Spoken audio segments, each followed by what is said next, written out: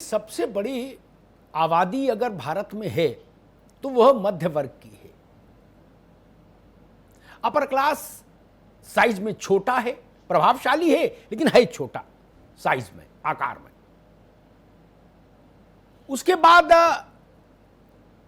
विपन्न वर्ग है, गरीब मजदूर, उस क्लास के का एक वर्ग है बड़ा। और लेकिन उससे भी बड़ा वर्ग है जो इन दोनों के बीच में ट्रेवल कर रहा है, वह है मध्य वर्ग। जी। मध्य वर्ग की सबसे बड़ी त्रासदी ये कि वो खाना बांट रही किसी संस्था के स्टॉल पर लाइन में नहीं खड़ा हो सकता जाके। राशन की दुकानों से गरीब को मिलने वाला राशन अव्वल तो उसको मिलता नहीं है, नहीं वो उसके लिए पात्र,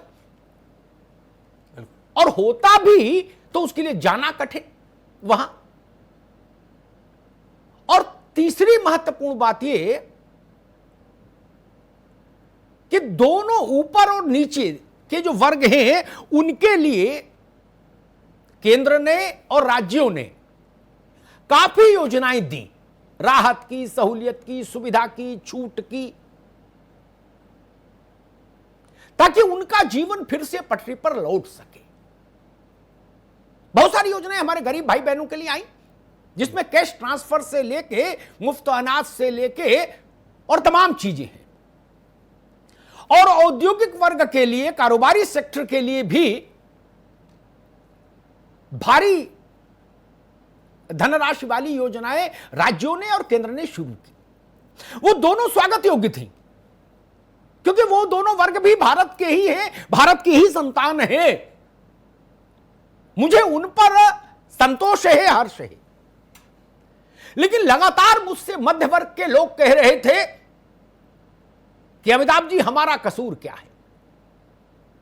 तनख्वाहें कम हो गई, कहीं 10% से लेके और 30-40% तक की कटौती हुई उन तनख्वाहों में, जिन तनख्वाहों में भारत का मध्य वर्ग जो नौकरी पेशा है वो जी रहा है। इस बात को कहीं जाके इसकी पड़ताल करा लीजिए, कहीं भी। इवन जो स्कूल में पढ़ा रहे हैं अध्यापक निजी स्कूलों में, अघोषित रूप से उनकी तनख्वाह भी 30 से 40% काट ली गई। दस्तखत भले ही 100% पर कराए जा रहे हैं। उन्हीं लोगों ने मुझे बताया। मैंने कहा नाम ले दूं? बोले साहब नाम मत लीजिएगा, नहीं तो जो मिल रही उससे भी जाऊंगा। बिल्कुल। स्कूल की फीस में कोई रियायत नहीं, स्कूल मानने को तैयार नहीं। गरीब का बच्चा सरकारी स्कूल में पढ़ता है, वहां बस्ता भी सरकार देती है, खाना भी, मध्याह्न भोजन भी सरकार देती है, फीस है नहीं, जूता चप्पल सबकी जिम्मेदारी सरकार उठाती है लोक कल्याणकारी राज्य में। और बड़े वर्ग का, अपर क्लास के व्यक्ति के संतान के लिए उसको यह चिंता करने की जरूरत नहीं कि फीस कितनी है। बड़े व्यक्ति, बड़े आदमी के लिए मैटर ही नहीं करता कि 10,000 रुपए महीना फीस है या 15 हो गई, ऑनलाइन ट्रांसफर करना हो गई, बच्चा ही गाड़ी से जा रहा है, ड्राइवर उसको छोड़ने जा रहा है। लेकिन जो बड़ा वर्ग है भारत का, मध्य वर्ग, वो जब वो बच्चे को लेकर कहां जाए? स्कूलों ने गले में रस्सी डाल दी। उत्तर प्रदेश के या देश के मध्य वर्ग के चरित्र को अगर हम समझें और वहां के महानगरों पर एक नजर डालें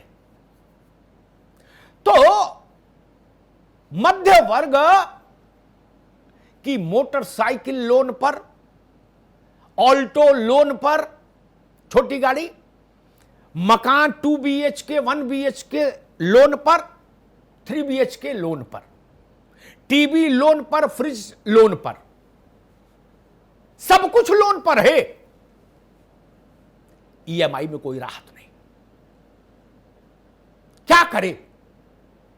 नौकरियां कम हो रही हैं। और एक बात और आज रहस्योद्घाटित कर दूं, ये वर्क फ्रॉम होम की जो बात आई थी, इसने एक खतरा पैदा कर दिया।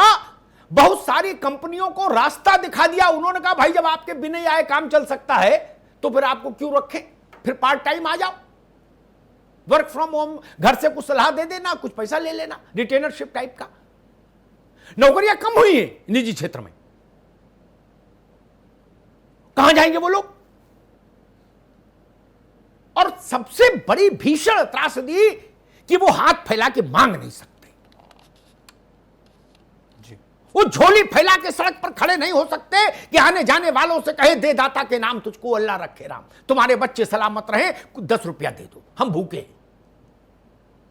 तभी हमारी जिम्मेदारी बनती है, शासन की जिम्मेदारी बनती है, सरकारों की जिम्मेदारी बनती है कि भारत की उस सबसे बड़ी आबादी की सुध ली जाए। आज इसलिए मैं इस महापंचायत के पहले शो को भारत के उस विशाल मध्य वर्ग को समर्पित करता हूं जो भारत की रीढ़ है। भारत की अर्थव्यवस्था में अगर जुम्बिश होती है तो वो तब होती है जब मध्य वर्ग में के पास परचेजिंग पावर होती है।